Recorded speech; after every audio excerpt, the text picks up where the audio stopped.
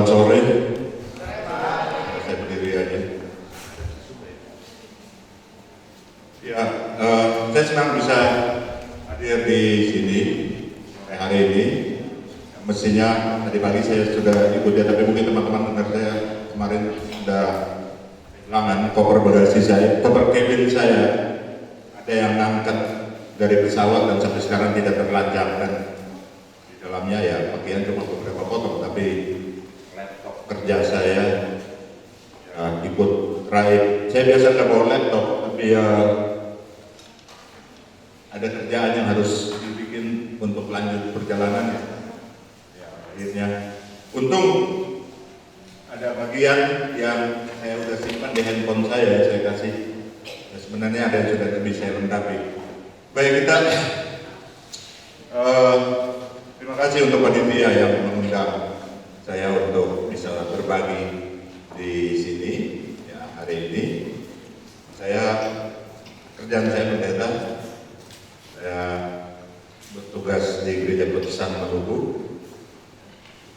Selama ini terkait dengan konflik, ya saya terlibat konflik sebagai pelaku konflik, pelaku damai.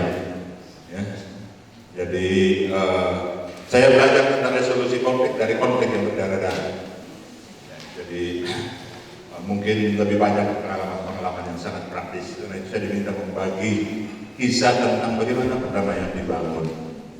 Nah, sekarang sejak 2017 kemarin saya pindah ke Jakarta, bekerja sebagai asisten pada utusan Presiden untuk hubungan antaragama dan dialog dan kerjasama antaragama dan antar peradaban.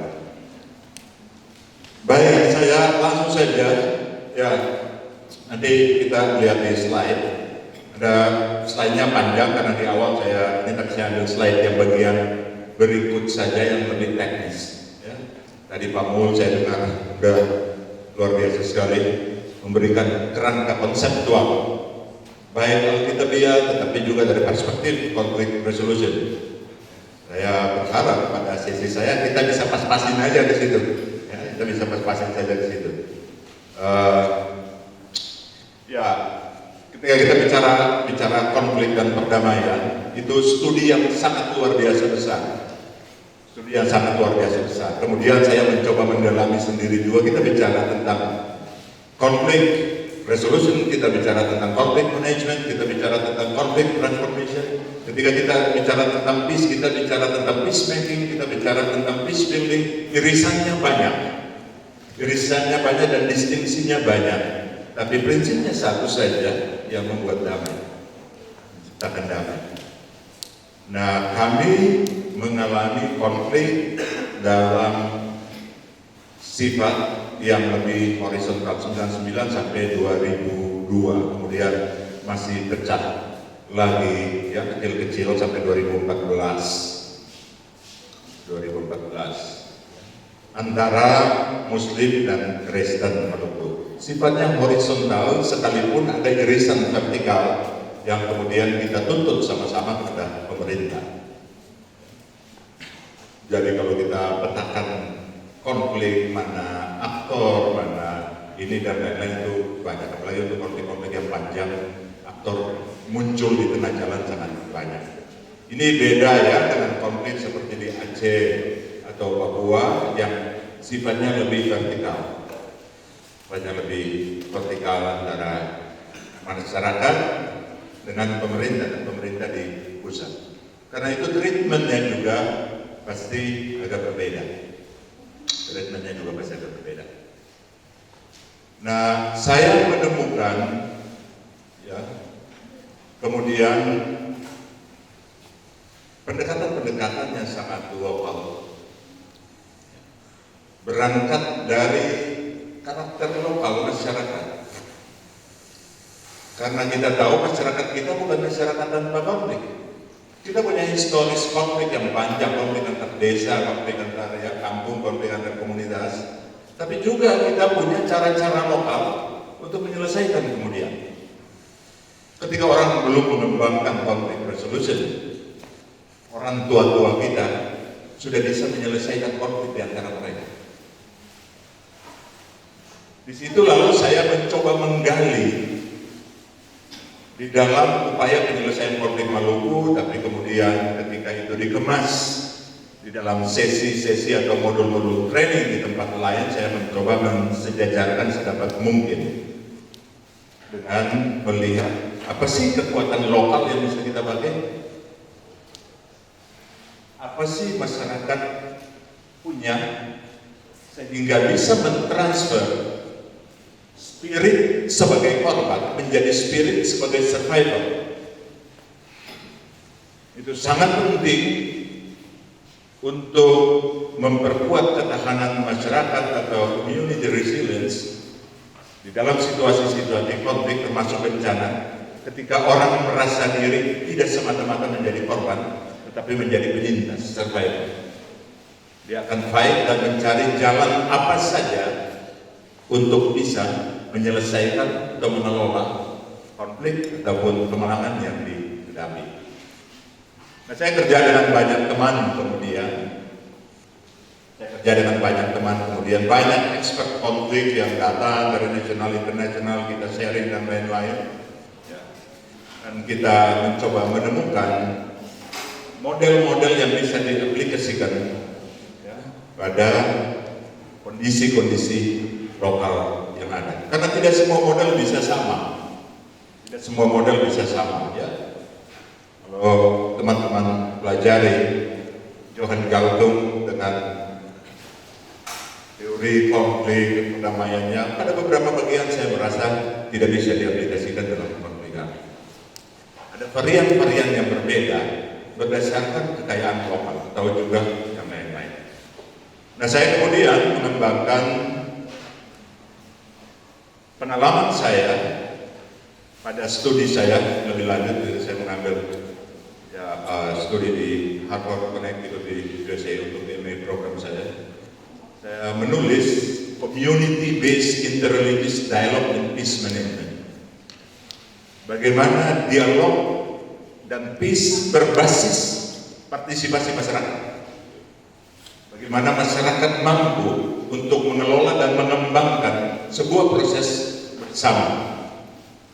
Dan secara sederhana saya coba tulis di sini, tolong slide-nya. Nah, kami punya latar belakang konflik, hancuran akibat konflik antar agama Kristen Muslim 99 sampai 2002. Ya, orang meninggal kurang lebih 9.000 orang dari 1,5 juta. Ya, pengungsi meningkat sebanyak kurang lebih 500.000 orang dan spread kemana-mana sampai mengungsi ke Australia, menyeberangkan kapal. Saya berangkat. Kehancuran psikis terjadi dalam skala luas, termasuk struktur-struktur sosial masyarakat, moral dan nilai-nilai dasar relasi masyarakat. Komunitas tersegregasi berdasarkan agama baik secara geografis maupun mental. Segregasi itu bukan baru untuk Maluku. Segregasi itu buatan Belanda dulu. Mereka telah membagi habis mana wilayah Muslim, mana wilayah Kristen untuk kepentingan kontrol jajahan. Tapi konflik membuat itu menjadi permanen dan tersegregasi habis. Jadi sekarang kalau ada dari Maluku sini, ya kita tahu persis kalau kita jalan di Pulau Ambon dan lain-lain, mana desa Muslim, mana desa Kristen, mana yang dari dulu dari Belanda desa Muslim, desa Kristen, mana yang wilayah baru yang dibagi dipaksa karena konflik. Ya,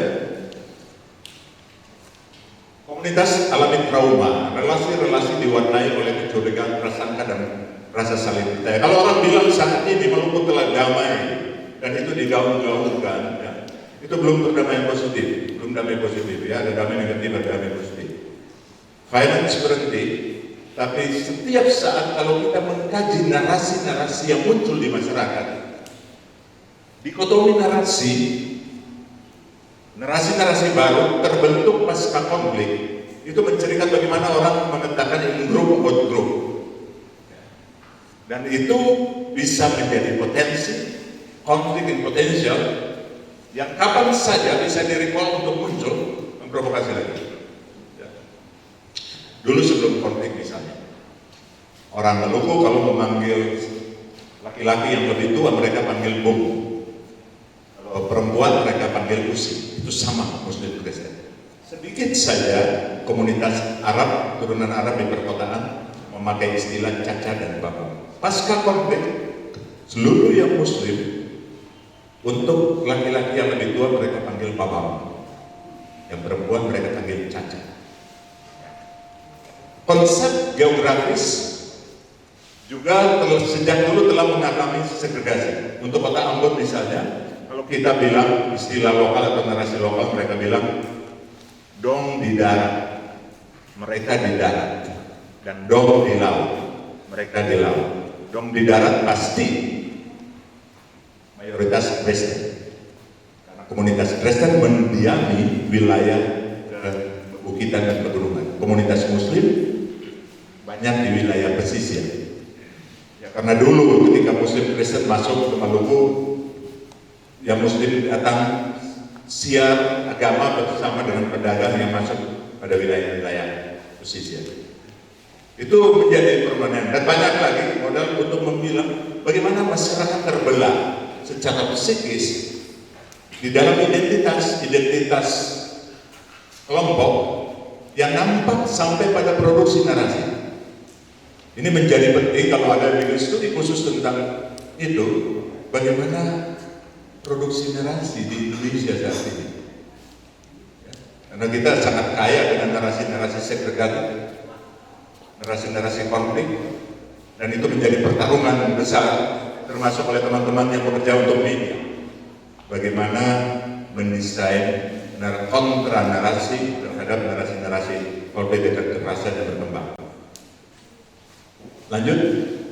Nah, saya perlihatkan tahun 2002 kami bikin peta, ya, ketika saya masih di sana, tentang wilayah yang tersegregasi di Ambon tahun 2002. Nah, yang merah ini yang Kristen, ya, yang Muslim ini yang di hijau. Hanya 1, 2, 3 yang mix, itu pun di wilayah Tentara. Jadi bisa dibayangkan kita menghidupi wilayah yang tersegregasi habis. Nah, dalam wilayah tersegregasi, narasi-narasi yang hidup adalah narasi-narasi kalah menang. Kan kita nggak punya tetangga lagi yang beda agama untuk bisa keluar rumah atau buka jendela lalu bilang ada bawang putih nggak? Kan suka begitu ya, hidup bertetangga. Tolong ke ibu ini pinjam lengkuas, tidak lagi. Sehingga dalam wilayah yang tersegregasi orang akan menceritakan dulu dia bakar, dulu mereka bakar gereja kita, dulu mereka bakar masjid kita, dulu kita serang, dulu kita diserang, dulu kita mati berapa. Wilayah yang tersegregasi pasca konflik menjadi wilayah yang sangat subur untuk menghidupi narasi-narasi keras, dan itu juga potensi. Dan nanti dampaknya ketika 2011 ada pecah lagi konflik dalam skala yang lebih kecil 3 hari, muncul misalnya child soldier, ya, tentara-tentara anak pada level yang baru, yang bukan 99. Saya ikuti dan teman-teman saya bilang coba lihat, ini anak-anak baru. Ya, di Kristen istilahnya agas, tapi lebih militan. Terus saya tanya, saya coba wawancara, dari mana kamu bisa lebih militan menyerang satu wilayah di ini, ya? Belajar di mana? Apa jawaban mereka? Bapak, ini kan giliran kita, giliran Bapak kan sudah selesai dengan logat Ambonnya kita. Mereka bilang, Papi sudah selesai, ini giliran orang. Terus saya tanya dari mana mereka belajar? Kalian sangat militan untuk masuk dan lain-lain. Mereka belajar di komunitas masing-masing karena narasi itu terus-menerus dihidupkan. Sebenarnya ini bukan hal baru. Kita menghadapi persoalan-persoalan postkolonial di mana narasi-narasi pahit di masa lalu dihidupkan terus. Apalagi dalam wilayah tersegregasi sejak Belanda. Kalau kita deteksi pola narasi di dalam sayur-sayur tua Maluku, kita bilang Kapatan, itu narasi-narasi pedih sangat banyak. Dan itu bisa dirujukan. Orang Maluku tidak menulis sejarahnya sejarah tertulis, ya, mereka lebih lisan. sejarah tutur yang disimpan pada narasi ini lagu-lagu tua, dan di situ bagaimana kepahitan-kepahitan. Nah, bayangkan akumulasi kepahitan yang tersimpan bisa ketika tidak diselesaikan dan ada pemicu di wilayah konflik itu akan jadi keluar dengan sangat luar biasa. Jadi segregasi, potret segregasi geografis tahun 2002 sampai sekarang segregasi masih, sekalipun beberapa wilayah sudah mulai. Ini juga kemudian yang saya temukan di dalam upaya untuk menjembatani kondisi ini, untuk meminta tidak lagi melihat segregasi sebagai persoalan, karena kita sudah harus terima tidak bisa lagi diubah segregasi geografis. Tidak bisa sebab orang sudah jual beli, sudah tukar guling. Nah, kita harus mencari atau mengkapitalisasi kondisi segregasi untuk menemukan pola bagaimana masyarakat yang hidup di wilayah tersegregasi secara geografis pemukiman bisa berinteraksi dalam sebuah komunitas yang kuat. Karena segregasi bukan cuma di Maluku, di Amerika juga segregasi. Ada enklave Hispanik dan orang hitam dan orang Caucasian yang putih, jelas. Di Belanda segregasi, saya pernah bekerja untuk satu proyek kecil di Belanda hanya untuk mempertemukan orang Belanda Toto dengan orang Maroko di Maroko Center. Dan itu lucu sekali pertemuannya, mereka menemukan kemudian relasi yang saya bilang lah, ini kan di kita banyak model silaturahim, cuma kita nggak melihat ini sebagai kekuatan. Ketika saya bawa ketemu dan follow up-nya, mereka bilang kita saling kunjungi dengan keluarga masing-masing, kita foto lalu kita upload. Tapi ya di mana-mana tersegregasi, dan sekarang juga ada tren semakin tersegregasinya komunitas kondisi masyarakat kita. Orang mulai bikin pemukiman berbasis agama tertentu atau etnis tertentu.